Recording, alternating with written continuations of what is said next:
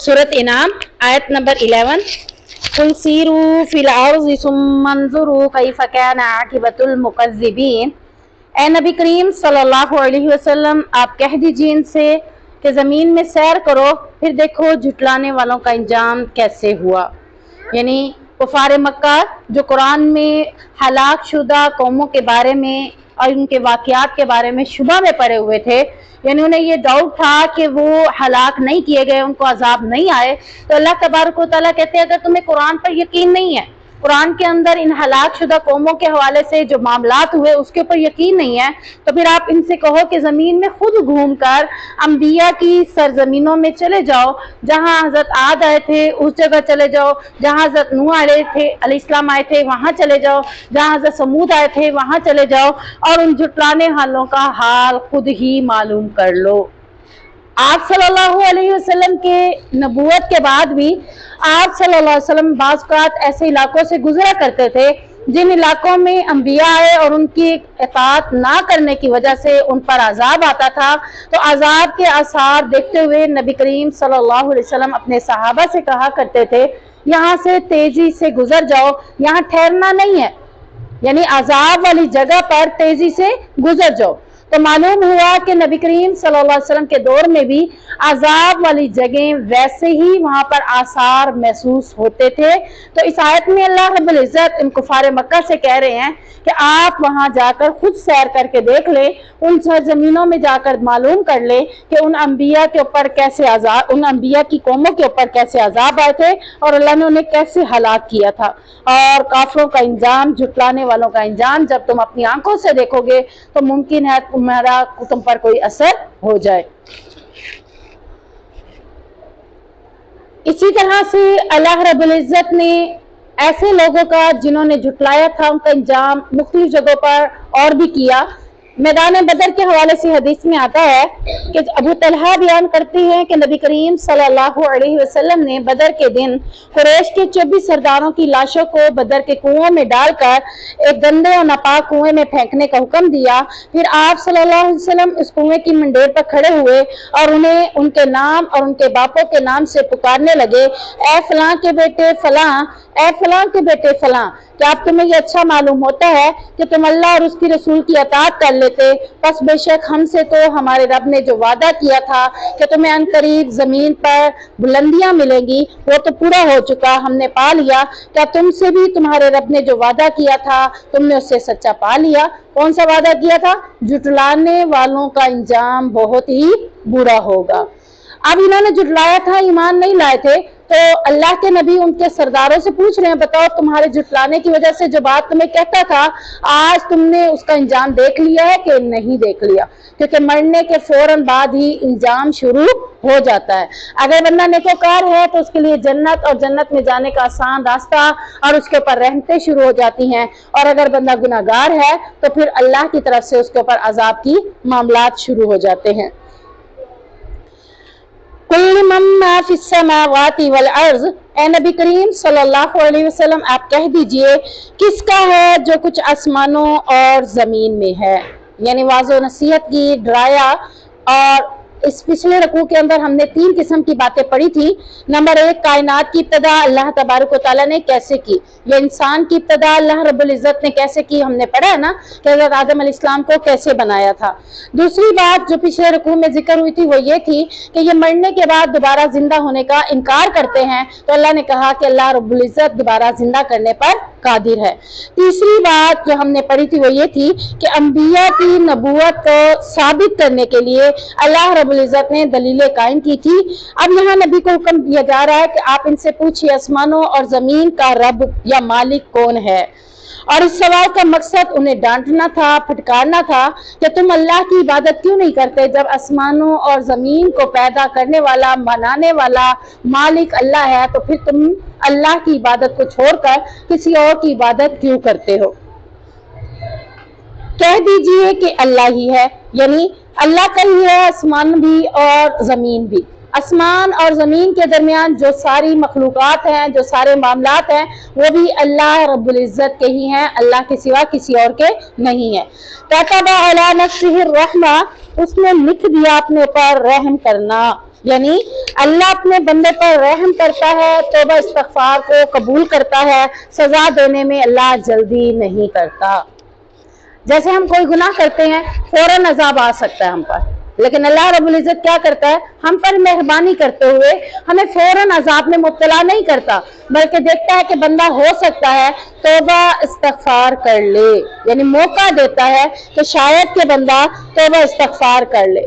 اسی صفت رحمت کا تقاضا ہے کہ اللہ انہیں دنیا میں بھی مہلت دے رہا ہے اور انہیں بالکل ختم نہیں کرے گا، لیکن قیامت کے دن ان سب کو اکٹھا کرے گا اور پھر ان کے سارے ظلموں کی وجہ سے ان کو عذاب دیا جائے گا۔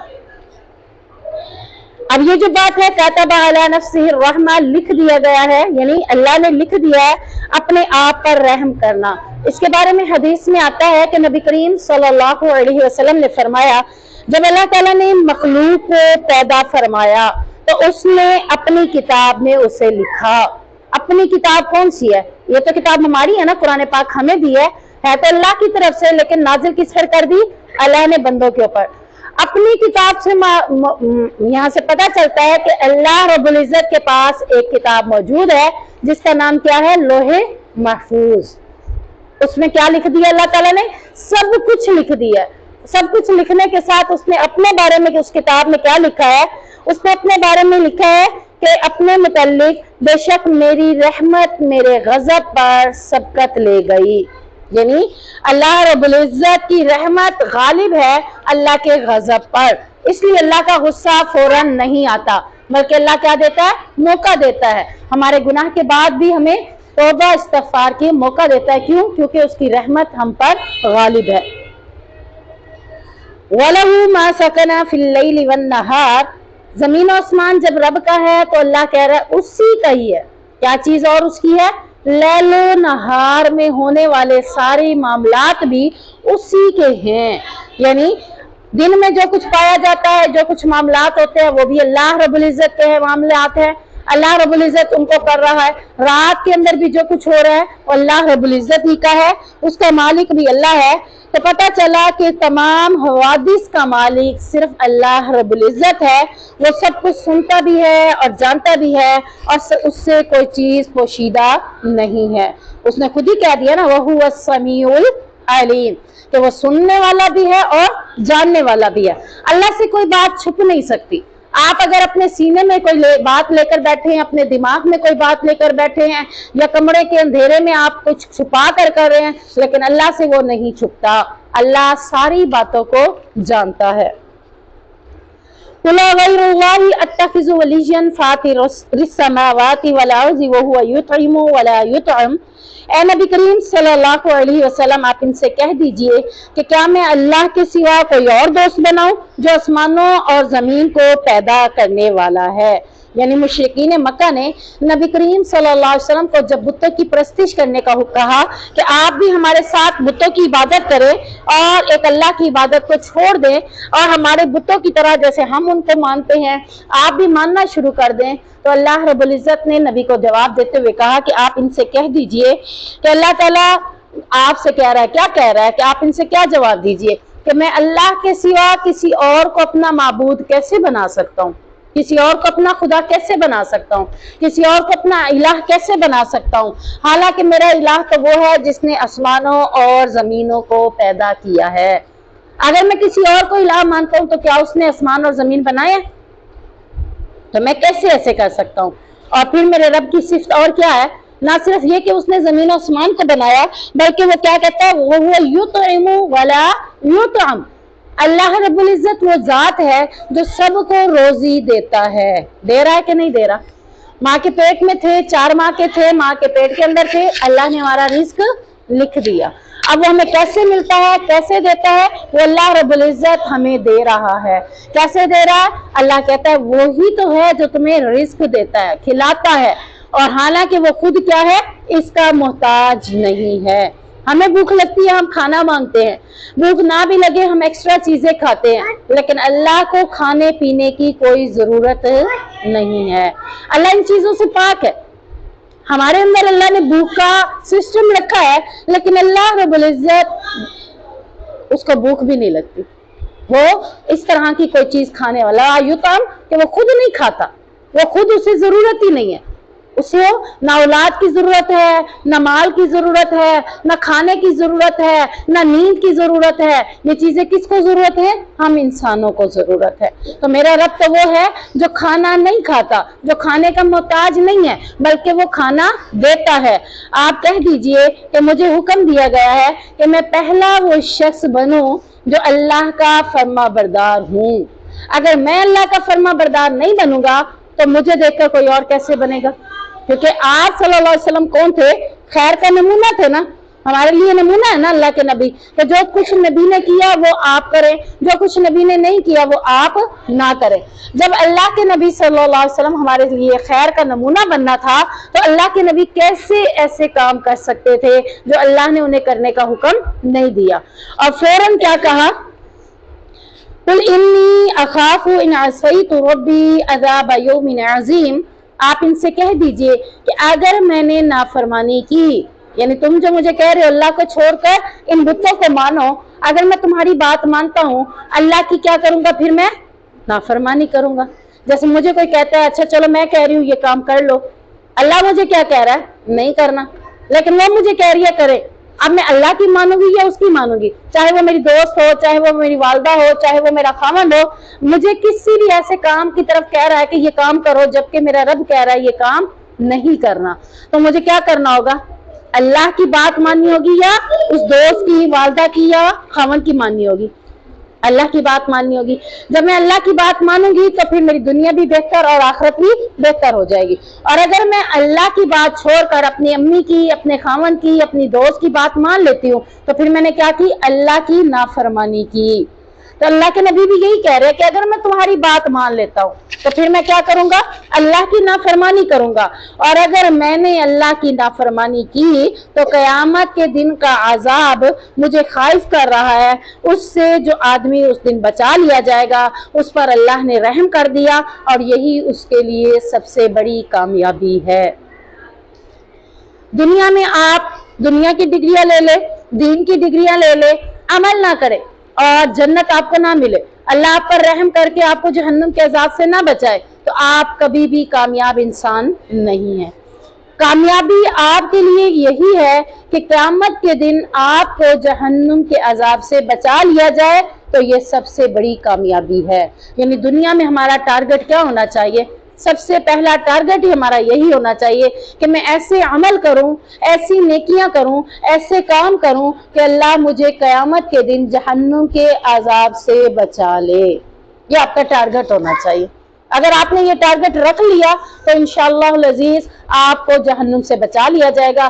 اگر آپ نے اس کی جستجو نہیں کی تو اللہ آپ کو کیسے بچا سکتا ہے؟ ہمارے اوپر ہے نا، ڈیپینڈ کرتا ہے کہ اگر میں کوشش کروں گی تو اللہ مجھے بچائے گا، اگر میں کوشش ہی نہیں کر رہی تو اللہ مجھے جہنم سے کیسے بچائے گا؟ تو آپ کا ٹارگٹ کوشش کرنا ہے کہ میں کوشش کروں کہ مجھے اللہ جہنم کے عذاب سے بچا لے۔ جیسا کہ نبی کریم صلی اللہ علیہ وسلم ان مشرکین مکہ کو جواب دیتے ہوئے کہہ رہے ہیں کہ اگر میں اللہ کی نافرمانی کروں گا تو میں بھی اس عذاب سے ڈرتا ہوں جو قیامت کے دن جہنم کی صورت میں اللہ رب العزت لوگوں کے اوپر ڈالے گا، تو میں کیسے کر سکتا ہوں؟ جبکہ مجھے تو اللہ نے خیر کا نمونہ بنایا ہے، تو میں تمہاری بات نہیں مان سکتا۔ آپ صلی اللہ علیہ وسلم نے فرمایا ہر سونے اور چاندی کے مالک کے لیے جو ان میں سے اس کا حق ادا نہیں کرتا، یعنی اللہ نے سونے رکھنے والے کو کیا حق دیا ہے کہ اس کی زکوٰۃ ادا کرے، چاندی رکھنے والے کو ایک لمٹ کے بعد چاندی کی زکوٰۃ ادا کرنے کا حکم ہے۔ اگر وہ لمٹ تک دونوں پہنچ جاتے ہیں، یعنی سونا 7.5 تولے تک پہنچ گیا، 7.5 کے بعد آپ کے پاس موجود ہے اور سونا، تو آپ کو اس کی زکوٰۃ کا یعنی اس کا حق ادا کرنا ہوگا۔ اور اگر چاندی 52.5 تولے آپ کے پاس موجود ہے اور اس کے بعد بھی آپ کے پاس اور ایکسٹرا ہے، تو 52.5 کے بعد آپ کے اوپر چاندی کی زکوٰۃ بھی ادا کرنا حق ہے۔ اگر آپ یہ حق ادا نہیں کرتے تو قیامت کے دن آگ سے تختیاں بنائی جائیں گی اور پھر ان تختیوں کو دوزخ کی آگ میں گرم کیا جائے گا، پھر ان تختیوں سے اس کے پہلو پر، اس کی پیشانی پر، اس کی پیٹھ پر داغ دیا جائے گا۔ جب کبھی یہ تختیاں ٹھنڈی ہوں گی تو انہیں دوبارہ گرم کر لیا جائے گا. یہ سزا اسے اس دن جس کی مقدار 50,000 سال ہے یعنی قیامت کے دن برابر ملتی رہے گی. یعنی ابھی جہنم میں نہیں ڈالا گیا، یہ عذاب کب دیا جا رہا ہے؟ قیامت کے دن. قیامت کا ایک دن ہے اور وہ ایک دن 50,000 سال کا ایک دن ہے، اور اس ایک دن میں یہ عذاب اس کو دیا جائے گا جو سونا رکھتے ہوئے سونا کا حق ادا نہیں کرتا، چاندی رکھتے ہوئے چاندی کا حق ادا نہیں کرتا، تو اس سے اس کی تختیاں بنائی جائیں گی، تختیوں کو آگ پر گرم کیا جائے گا اور پھر تختیاں بنائی بھی آگ سے جائیں گی. کبھی یہ ٹھنڈی ہوں گی بھی صحیح تو انہیں دوبارہ گرم کیا جائے گا. اس کے پہلو پر، اس کی پیٹھ پر، اس کی پیشانی پر اس کو اس سے داغا جائے گا. یہ سزا لگاتار اسے ملتی رہے گی یہاں تک کہ بندوں کے درمیان فیصلہ ہو جائے گا. پھر یا تو اسے جنت کا راستہ بتا دیا جائے گا یا پھر اسے جو دوزخ میں ڈال دیا جائے گا. یعنی ممکن ہے کہ اس کی سزا یہی ہو اور اس کے بعد اسے جنت میں بھی ڈالا جا سکتا ہے. ممکن ہے کہ اس کی سزا مکمل نہ ہوئی ہو تو پھر اسے دوبارہ جہنم میں ڈال دیا جائے گا. تو اللہ تعالیٰ ہمیں جہنم سے بھی بچائے، قیامت کے دن کے عذابوں سے بھی بچائے. یہ نہیں ہے کہ قیامت کا دن جو 50,000 سال کا آرام سے کھڑے ہوں گے، کوئی نعمتوں والی جگہ ہوگی، نہیں، بلکہ سختی کا دن ہے. عذاب کی لپیٹ میں کھڑے ہوں گے. کوئی سورج سوا نیزے پر ہوگا، کوئی اس کی حدت کی وجہ سے پاؤں ٹخنوں تک پسینے میں ڈوبا ہوگا، کوئی گھٹنوں تک پسینے میں ڈوبا ہوگا، کوئی ناف تک آتا ہے پسینے میں ڈوبا ہوگا، کوئی گردن تک آتا ہے، تو کوئی پورا کا پورا پسینے میں بھیگا ہوگا. یہ سب کس وجہ سے ہوگا؟ انسان کے اپنے اپنے گناہوں کے اعمال کی وجہ سے. جس قدر گناہ کم ہوں گے اس قدر پسینہ کم چھوئے گا، جس قدر گناہ زیادہ ہوں گے اس قدر پسینہ زیادہ بڑھتا چلا جائے گا. تو یہ قیامت کے دن کا عذاب ہے جو اللہ رب العزت فیصلہ کرنے تک اس کو وہ عذاب دیا جاتا رہے گا. مَن یُصْرَفْ عَنْهُ یَوْمَئِذٍ فَقَدْ رَحِمَ، جس شخص سے اس دن وہ ہٹا لیا جائے، وہ سے مراد عذاب. جس شخص سے قیامت کے دن عذاب کو ہٹا لیا گیا تو یقیناً فقد رحمہ، اس پر رحم کر دیا گیا. یعنی وہی اونچے مقام پر ہے، بلندی والا مقام اس سے مل گیا. یعنی قیامت کے دن کا عذاب بچا لینا بلندی کی نشانی ہے، بلند مقام کی نشانی ہے کہ کسی نہ کسی طریقے سے اس سے عذاب ٹل گیا. وَذَلِكَ الْفَوْزُ الْمُبِينُ، اور یہی اس کے لیے بہت بڑی کامیابی بھی ہے. دوسری جگہ قرآن میں اللہ تعالیٰ فرماتا ہے فَمَنْ زُحْزِحَ عَنِ النَّارِ وَأُدْخِلَ الْجَنَّةَ فَقَدْ فَازَ، کہ جو شخص آگ سے دور کر دیا گیا اور جنت میں داخل کر دیا گیا تو یقیناً وہی شخص کامیاب ہے. دنیا کے اندر ہماری کامیابی کی مختلف نشانیاں ہیں. پڑھنے والی بچی پڑھ کر فارغ ہوتی ہے تو ہم اسے کیا کہتے ہیں؟ کامیاب ہو گئی. کسی بھی چیز کو پڑھ رہی ہے، ٹھیک ہے نا. اگر وہ شادی ہو گئی، بچے ہو گئے، بچوں کی تربیت کر رہی ہے، ہم کہتے ہیں کامیاب ہو گئی. گھر کی ذمہ داریاں ہیں تو ہم کہتے ہیں کامیاب ہو گئی. آخرت کی کامیابی کیا ہے؟ جو آگ سے بچا لیا گیا وہی کامیاب ہے، جس کو آگ کا عذاب دے دیا گیا وہ کامیاب نہیں ہے. وَإِن يَمْسَسْكَ اللَّهُ بِضُرٍّ فَلَا كَاشِفَ لَهُ إِلَّا هُوَ، اس آیت کے ساتھ شرک کا رد آ رہا ہے. دیکھیں ہم مسلمان ہیں اور ہم مسلمان ہوتے ہوئے اللہ کے ساتھ دوسروں کو شریک ٹھہراتے ہیں. درباروں پہ جانا، قبروں پہ ان کی پوجا کرنا، منتیں چڑھانا، نظر نیازیں کرنا، یہ آیت ہمیں بتا رہی ہے کہ یہ سب چیزیں غلط ہے. کیسے؟ اللہ تعالیٰ کہہ رہا ہے اس آیت کے اندر وَإِن يَمْسَسْكَ اللَّهُ بِضُرٍّ فَلَا كَاشِفَ لَهُ إِلَّا هُوَ، اگر تجھے کوئی تکلیف پہنچائے تو اس کے سوا کوئی اسے دور کرنے والا نہیں ہے. یعنی آپ کو کوئی مصیبت آئی ہے، کوئی پریشانی آئی ہے، کوئی تکلیف پہنچی ہے، کوئی بیماری آپ کو لگی ہوئی ہے تو آپ یہ نہیں کہہ سکتے فلان جگہ منت مانوں گی تو پوری ہو جائے گا. اللہ کہہ رہا ہے اس کے سوا کوئی بھی تمہیں اس مصیبت سے نکال نہیں سکتا. جب اس کے سوا کوئی نہیں نکال سکتا تو پھر کسی اور سے مانگنا ہی کس لیے؟ دوسری بات کیا ہے؟ وَإِن يَمْسَسْكَ بِخَيْرٍ فَهُوَ عَلَىٰ كُلِّ شَيْءٍ قَدِيرٌ، اور اگر وہ تجھے کوئی بھلائی پہنچائے تو وہ ہر چیز پر پوری طرح قادر ہے. یعنی اگر اللہ تمہیں فائدہ دینا چاہے تو پھر اللہ ہی تمہیں فائدہ دے گا. تمہاری نظریں نیازیں تمہیں فائدہ نہیں پہنچائیں گی، تمہارا قبروں کے اوپر جھکنا تمہیں کوئی فائدہ نہیں پہنچائے گا، تمہارا کسی پیر کے پاس جانا تمہیں کوئی فائدہ نہیں پہنچائے گا. یہ بات جو ہم سوچتے ہیں کہ دوسروں کے آگے سجدہ کرنا، قبروں پر نذرانے چڑھانا، یا سمجھتے ہیں کہ وہ ہماری حاجات کو پوری کرے گا، تو یہ صرف حماقت کے سوا، بے وقوفی کے سوا کچھ بھی نہیں ہے۔ قرآن نے اس بات پر زور دیا ہے کہ ہر قسم کا نفع و نقصان کا مالک کون ہے؟ ہمارا اللہ۔ ہمیں کوئی نفع پہنچا ہے تو تب بھی اللہ مالک ہے، اور ہمیں اگر کوئی نقصان پہنچا ہے تو تب بھی اللہ ہمارا اس نقصان کو دور کرنے پر قادر ہے۔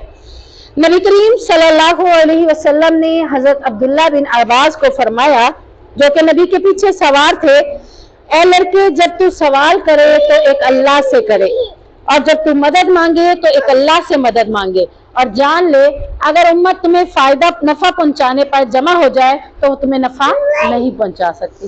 یعنی ساری امت مل جائے، آپ کو کوئی فائدہ پہنچانا چاہے، اللہ نہیں چاہ رہا تو آپ کو کوئی فائدہ نہیں مل سکتا۔ اور اگر ساری دنیا مل کر تمہیں کوئی نقصان پہنچانا چاہے مگر وہ نقصان نہیں پہنچانا چاہ سکتا تو وہ کبھی بھی نقصان تمہیں نہیں پہنچا سکتا۔ کہتا اچھا تم نے میرے ساتھ ایسا کیا نا، میں ایسا کروں گی۔ اللہ نہیں چاہے گا تو آپ کے ساتھ کبھی بھی برا نہیں ہوگا۔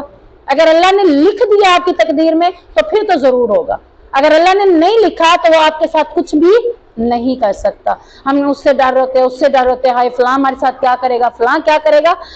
بعض کا یہ بھی ہوتا ہے ہم اپنے گھر والوں سے ڈر رہے ہوتے ہیں، عزیز و اقارب سے ڈر رہے ہوتے ہیں، ہم نے یہ کام کیا پتہ نہیں اب ہمارے ساتھ کیا ہوگا۔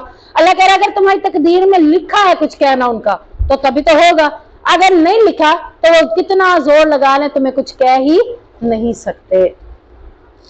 تو یہ آپ کو اس چیز پر کیا ہونا چاہیے؟ تقدیر پر ایمان ہونا چاہیے کہ اچھا اب یہ ہو تو گیا ہے، اگر اللہ نے لکھا ہے کچھ تو سننا پڑے گا، اگر اللہ نے نہیں لکھا تو کچھ بھی نہیں سننا پڑے گا۔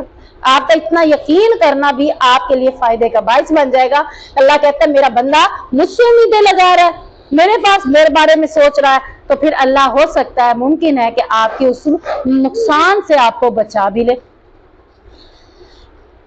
کلمے اٹھا لی گئی ہیں اور صحیفے خشک ہو گئے، یعنی لوح محفوظ میں آپ کے لیے لکھا گیا ہے کہ آپ کو کتنا نفع پہنچے گا، آپ کو کتنا نقصان پہنچے گا۔ کلمے اٹھا لی گئی، صحیفے خشک ہو گئے، تو اب کوئی تمہیں ایکسٹرا نقصان نہیں پہنچا سکتا۔ دیکھیں ہم ہر فرض نماز کے بعد ایک دعا پڑھتے ہیں، اس کی فضیلت دیکھتے ہیں کہ اس کی فضیلت کیا ہے۔ نبی کریم صلی اللہ علیہ وسلم ہر فرض نماز کے بعد یہ دعا فرمایا کرتے تھے، اللہم لا مانع لما اعطیت ولا معطی لما منعت ولا ينفع ذا الجد منک الجد، پڑھتے ہیں نا ہم لوگ۔ تو اس کا معنی کیا ہے؟ اے اللہ جو تو عطا فرمائے اس کو کوئی روک نہیں سکتا۔ اللہ مجھے دینا چاہ رہا ہے، وہ کہتا ہے میں نہیں دینے دوں گا، ایسا ممکن ہے کہ وہ چیز میرے پاس نہ آ جائے گی، پھر بھی کسی اور طریقے، وہ وہاں اس وقت نہیں آ رہی تو کسی اور طریقے سے آ جائے گی۔ وہ چیز اللہ نے میرے لیے لکھی ہے تو وہ کسی نہ کسی، اچھا اس نے کہا اس کو نہیں دو، فلانے ہمسائے کو دے دو، اس نے اس تک پہنچا دی، آپ کو نہیں دینے دی۔ اب فلانے ہمسائے کو تو نہیں پتا نا کہ یہ چیز آپ تک پہنچانی ہے نہیں پہنچانی، اس کے دل میں اللہ خیال ڈال دیتا ہے کہ یہ تو اسے پہنچا دو، تو پھر آ جائے گی آپ تک کہ نہیں آ جائے گی؟ آ جائے گی نا۔ اللہ چاہے تو اللہ قادر ہے، اس بندے نے آپ تک پہنچانے کی کوشش نہیں کی، لیکن اللہ اگر اس کو پہنچانا چاہتا ہے تو وہ کسی بھی ذریعے سے آپ تک ضرور پہنچ کر رہے گی، اور اسے کوئی یعنی جو عطا نہ فرمائے اس کو کوئی دے نہیں سکتا۔ یہ دعا کا ترجمہ بتا رہی جو ہم پڑھتے ہیں کہ اللہ اگر کچھ عطا نہ فرمائے تو کوئی اسے دے نہیں سکتا، اور کسی دولت مند کو اس کی دولت اس سے بچا نہیں سکتی۔ یعنی وہ دولت مند ہے تو اگر اس کو نقصان لکھا ہے تو وہ بچ جائے گا نہیں، اس کا مال اسے اس دولت سے کی وجہ سے اس کو نقصان سے بچا نہیں سکتا۔ تو آپ کثرت کے ساتھ کوشش کیا کریں، ہر فرض نماز کے بعد ان دعاؤں کا اہتمام کریں، یہ دعائیں نبی کریم صلی اللہ علیہ وسلم نے ہمیں بتائی ہیں۔ فرض نمازوں کے بعد جو 9 دعائیں ملتی ہیں ان کا اہتمام کریں، اور صبح شام کے جو اذکار ملتے ہیں ان کا اہتمام کریں، تو دنیا کی کوئی طاقت آپ کو نقصان نہیں پہنچا سکتی، چاہے وہ کالا جادو ہو، چاہے وہ کوئی جنات ہوں، چاہے وہ کوئی شیاطین ہوں، چاہے وہ کوئی پیر تعویذ لکھ کر کسی کو دے دے کہ یہ تعویذ ہے، اس کو نقصان پہنچے گا۔ جس دن آپ نے صبح و شام کے اذکار نہ کیے، فرض نمازوں کے بعد اذکار نہ کیے، ممکن ہے کہ اس دن وہ تعویذ اثر کر جائے گا، ممکن ہے کہ اس دن کالا جادو بھی اثر کر جائے گا۔ کیوں؟ کیونکہ آپ نے اپنے آپ کو تالا نہیں لگایا۔ جب تالا کھلا ہے تو کوئی بھی اندر آ سکتا ہے، کالا جادو بھی آپ کے اندر آ سکتا ہے، شیاطین کا حملہ بھی آپ کے اوپر آ سکتا ہے، کچھ بھی آ سکتا ہے۔ تو آپ ہمیشہ اپنی سیفٹی کے لیے اپنے پاس تالا لگائیں، اور وہ تالا کیا ہے؟ ہر فرض نماز کے بعد کے اذکار اور صبح شام کے اذکار، رات کو سوتے وقت کے اذکار، چلتے پھرتے ویسے اذکار، انشاءاللہ آپ کی سیفٹی محفوظ ہو گئی۔ قُلْ أَيُّ شَيْءٍ أَكْبَرُ شَهَادَةً قُلِ اللَّهُ، کہہ دیجئے کون سی چیز گواہی میں سب سے بڑی ہے۔ یعنی جب کفار مکہ یا یہود و نصارہ اکثریت نے آپ صلی اللہ علیہ وسلم کو بھی جھٹلا دیا، قرآن کو بھی جھٹلا دیا، تو کفار کہنے لگے کہ بتاؤ اب تمہاری گواہی کون دے گا؟ تو اب اللہ نے اس آیت میں کہا کہ کہو کہ سب سے بڑی گواہی کس کی ہو سکتی ہے؟ آپ کے ذہن میں کس کی ہے؟ کس کی گواہی؟ تو اللہ نے کیا کہا؟ قُلِ اللَّهُ، کہہ دو کہ اللہ سے بڑھ کر بڑا گواہ بھی کوئی ہو سکتا ہے۔ اللہ خود گواہی دے رہا ہے کہ میں اللہ کا نبی ہوں، اللہ خود گواہی دے رہا ہے کہ یہ قرآن لا ریب فیہ، اس میں کوئی شک نہیں ہے، یہ کتاب اللہ کی طرف سے نازل کی، اس میں کوئی شک نہیں۔ کس نے گواہی دی ہے؟ اللہ نے خود دی ہے۔ جب اللہ اپنے نبی کی بھی گواہی دے رہا ہے اور اپنی کتاب کی بھی گواہی دے رہا ہے، تو اللہ کہہ رہے ہیں ان سے کہو کہ سب سے بڑی گواہی میرے پاس موجود ہے، اور وہ میرا گواہ کون ہے؟ اللہ۔ شہید بینی و بینکم، میرے اور تمہارے درمیان وہ گواہ بھی ہے اس بات کا کہ میں نے تمہیں دین کی دعوت دی، قرآن کی دعوت دی، اپنے نبی ہونے کا تمہیں بتایا، لیکن تم نے اس کو قبول کرنے سے انکار کر دیا۔ تو میرے اس بات کے پر اللہ گواہ ہے کہ میں نے اللہ کا پیغام تم تک پہنچا دیا، اور تمہارا ایمان نہ لانا اس بات پر اللہ گواہ ہے کہ تم نے اس کو قبول نہیں کیا۔ یعنی میرا بھی گواہ کون ہے؟ اللہ، اور تمہاری بھی گواہی دینے والا کون ہے؟ اللہ۔ وَأُوحِيَ إِلَيَّ هَذَا الْقُرْآنُ لِأُنذِرَكُم بِهِ وَمَن بَلَغَ، اور میری طرف یہ قرآن وحی کیا گیا ہے تاکہ میں تمہیں اس کے ساتھ ڈراؤں اور اسے بھی جس تک یہ پہنچے۔ یعنی نبی کریم صلی اللہ علیہ وسلم خود بھی قرآن کو پڑھ کر سناتے تھے، دین کی باتیں بتایا کرتے تھے، اور ساتھ میں کیا کہتے تھے کہ جب تمہیں اس قرآن کا، اس دین کا ایک حصہ بھی پہنچے، ایک آیت بھی پہنچے، تو تم نے کیا کرنا ہے؟ بلغوا انی ولو آیا، کہ تم تک ایک آیت بھی پہنچے تو تم نے اس سے کیا کرنا ہے؟ آگے پہنچانا ہے۔ ہم حدیث دیکھتے ہیں، اس کے ساتھ حدیث میں آتا ہے کہ نبی کریم صلی اللہ علیہ وسلم نے فرمایا میری طرف سے پہنچا دو، یعنی جو پیغام تمہاری طرف پہنچا ہے اسے آگے میری طرف سے پہنچا دو، چاہے ایک مسئلہ ہے یا ایک آیت ہی کیوں نہ ہو۔ دوسری حدیث میں آتا ہے میری بات سننے والوں میں سے ہر ایک اسے جو یہاں موجود نہیں میری بات پہنچا دے۔ اگزامپل کے طور پر آپ لوگ یہاں موجود ہیں، اللہ کے دین کی باتیں پڑھ رہے ہیں، اب آپ تو موجود ہیں لیکن بہت سے لوگ موجود نہیں ہیں، کزنیں ہیں آپ کی دوستیں ہیں، آپ کی امی ہیں، آپ کی بہنیں ہیں، آپ کے عزیز و اقارب ہیں، وہ آپ اس محفل میں موجود نہیں ہیں، وہ یہ آیتیں نہیں سن رہے، وہ یہ احکام نہیں سن رہے۔ اب آپ کی ذمہ داری کیا ہے؟ ان تک بھی یہ باتیں پہنچانا۔ یہ کس نے کہا؟ اللہ نے قرآن میں بھی کہہ دیا اور نبی نے حدیث سے بھی کہہ دیا کہ جب تمہارے تک یہ پیغام پہنچ جائے تو تمہاری ذمہ داری ہے کہ تم اسے آگے بھی پہنچاؤ۔ أَإِنَّكُمْ لَتَشْهَدُونَ أَنَّ مَعَ اللَّهِ آلِهَةً أُخْرَىٰ، کیا بے شک تم واقعی گواہی دیتے ہو کہ بے شک اللہ کے سوا کچھ اور معبود بھی ہیں؟ قُل لَا أَشْهَدُ، کہہ دے میں یہ گواہی نہیں دیتا۔ یعنی کفار مکہ تم تو یہ گواہی دیتے ہو کیا کہ اللہ کے سوا کوئی اور معبود بھی ہے، لیکن میں یہ گواہی نہیں دیتا کہ اللہ کے سوا کوئی اور معبود بھی ہے۔ میں کیا گواہی دیتا ہوں؟ میں تو صرف ایک اللہ کی گواہی دیتا ہوں۔ کیسے؟ قُلْ إِنَّمَا هُوَ إِلَٰهٌ وَاحِدٌ، اے نبی آپ کہہ دیجئے کہ میں کہتا ہوں کہ وہ تو صرف ایک ہی معبود ہے، ایک کے ساتھ دوسرا کوئی بھی نہیں ہے۔ وَإِنَّنِي بَرِيءٌ مِّمَّا تُشْرِكُونَ، اور بے شک میں اس سے بری ہوں جس کو تم شریک ٹھہراتے ہو۔ یعنی جنہوں نے عزیر کو اللہ کا بیٹا بنا دیا، شریک ٹھہرا دیا، میں اس سے بھی بری ہوں۔ جنہوں نے عیسیٰ کو اللہ کہہ دیا، اللہ کا بیٹا کہہ دیا، میں اس سے بھی بری ہوں۔ جو تم بتوں کو اللہ کا معبود بنا لیتے ہو، اللہ بنا لیتے ہو، میں اس سے بھی بری ہوں۔ یا تم جن اولیاء اللہ کو اللہ کا وزیر مشیر بنا لیتے ہو، میں اس سے بھی بری ہوں۔ برات کا اظہار کر دیا کہ میں ان ساری چیزوں سے بڑی ذمہ ہوں جن کا تم اپنے معبود بناتے ہو۔ بلکہ میں کیا گواہی دیتا ہوں؟ وحدانیت کا۔ قُلْ هُوَ اللَّهُ احد، میں اس بات کا اقرار کرتا ہوں کہ وہ تو اکیلا ایک ہی ہے، اس کے سوا کوئی معبود نہیں ہے۔ اب دیکھیں کہ جب آپ اللہ کے نبی صلی اللہ علیہ وسلم کی باتوں کو آگے پہنچاتے ہیں، یہ یاد رکھتے ہیں، اس کی فضیلت کیا ہے۔ حدیث میں آتا ہے کہ نبی کریم صلی اللہ علیہ وسلم نے فرمایا اللہ ताला हर उस बंदे के चेहरे को तरोताजा रखे जो मेरी बात याद करके आगे पहुंचाता है। यानी आप चाहते हैं कि आप तरोताजा रहें, फ्रेश रहें, आप हमेशा लोगों को अच्छे लगें। आप जब भी लोग आपको देखेंगे, आप इतना करने के बाद भी थकते नहीं हैं। आपके साथ क्या मामला है? आप कैसे अपने आप को तरोताजा रखते हैं? अल्लाह के नबी की बात को आगे पहुंचाने से आपका चेहरा हमेशा क्या रहेगा? तरोताजा ही रहेगा। तो ये आपको फजीलत अल्लाह की तरफ से, अल्लाह के नबी की तरफ से मिल गई। अल्लज़ीना आतैनाहुमुल किताब यारिफूनहु कमा यारिफून अब्नाअहुम, वो लोग जिन्हें हमने किताब दी है वो इसे पहचानते हैं जैसे वो अपने बेटों को पहचानते हैं। इन नबी की नबूवत की तस्दीक और मुशरिकीन मक्का की तरदीद में जो बात कही जा रही है, तो मुशरिकीन मक्का के पास जो किताब थी तौरात, पहले तो उनके पास तौरात ही थी ना, और तौरात को मानते थे।